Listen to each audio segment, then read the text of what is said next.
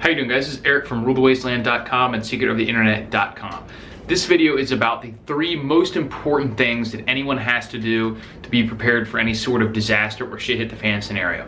Too often people get caught up in looking at all the little things they can do, all the little pieces of gear they could get, all the various scenarios that are running through their head, and they're trying to prepare for all of them without really building those foundational blocks of preparedness that you need to have if you're going to be prepared for pretty much anything.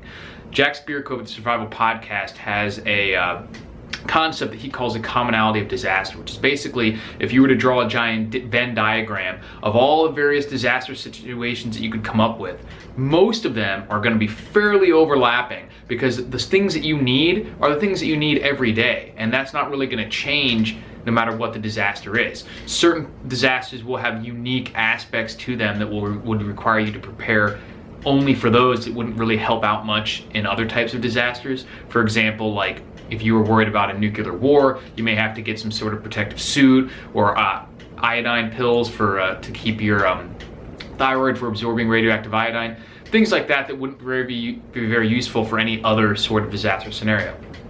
But for the most part, everything you would use in one disaster scenario would be very useful in most other disaster scenarios. And because of that, there's a few things that you can do and take care of that prepare you for the vast majority of situations.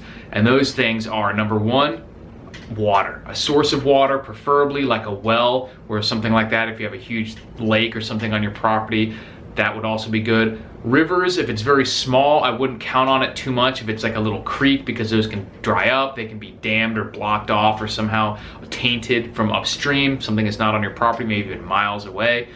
So streams aren't always as reliable. If it's a huge river, obviously that's a different story. If you are close to a river or something like that, then it's even easier to dig a well. You can usually do a shallow water well or something like that. So I recommend, if possible, to do a shallow water well. I don't have one yet. I'd like to get one at some point. I do have water stored though, and that's the other option, is to store your water. Water is something that's so important. You can't basically put too much of a priority on water. It's the thing that you would need first in any sort of disaster situation, because your body needs water every day. You can only go a few days without water before you die. So it's something that's incredibly important. You could, go through most minor disasters without having any food, even if it took 2 weeks.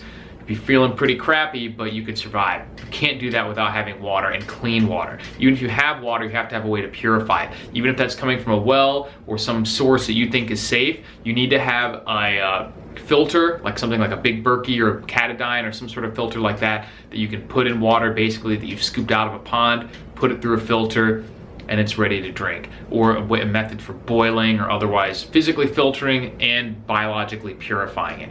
Those are 2 different processes, because there are some things that you can do to filter particles and particulate matter and debris and stuff out of water, but it's not necessarily going to make it safe to drink, because there could still be bacteria or protozoa or all sorts of other bad stuff like that.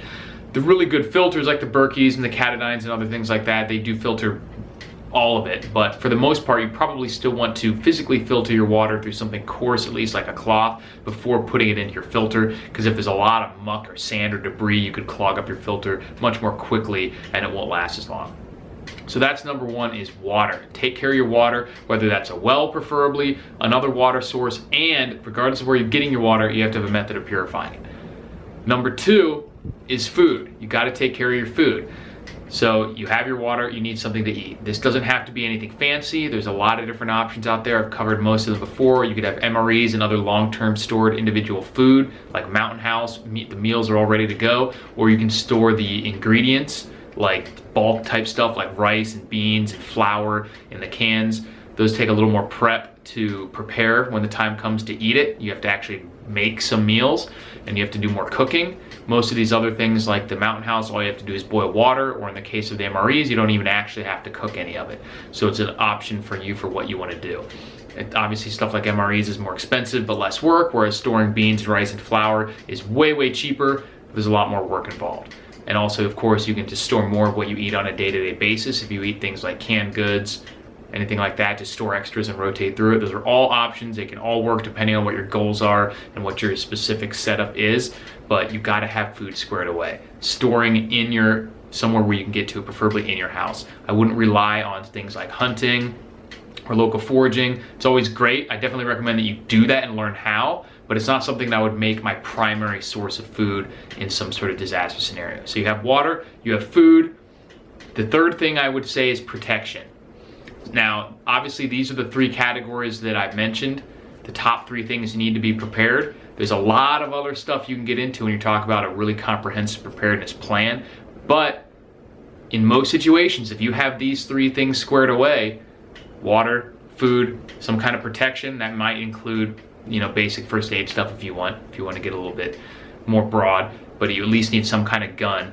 Even if that's just a double-barreled shotgun, you've got to have some way to protect yourself, preferably something a little more robust, but you don't need a huge arsenal, you just need some way to protect you, your family, and your supplies. If you have those three things, you can go through a lot of history's disaster scenarios and come out on top. You're not necessarily going to be the most comfortable, you're not necessarily going to feel the greatest, but you will survive, and that is the key. So before you start getting into all the little things here and there, worrying about bartering, worried about entertainment and communications, and all stuff that might be important and certainly would be helpful, but it's not the stuff that's necessarily going to keep you alive. And you need to get that stuff squared away first. So don't neglect the big three building blocks of preparedness: your water, your food, and your protection when you're worrying about other stuff. Once you have that stuff taken care of, you know, feel free to figure out what else might help you in those situations, as long as it goes along with whatever your preparedness mission statement is, which I've talked about in the past. But make sure you have those three building blocks squared away. They are the most important things.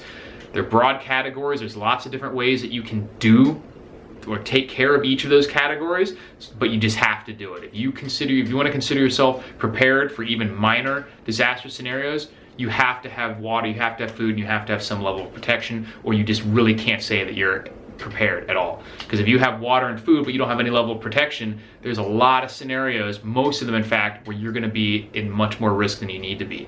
And obviously if you don't have food or water, then you're in a tough spot no matter how many guns and ammo you have. Obviously you could try and rely on stealing it from other people or something like that, but that's not what I consider a very intelligent, certainly not a very ethical preparedness plan. Let me know what you guys think. Check out rulethewasteland.com, secretoftheinternet.com. Keep watching, guys. Talk to you later.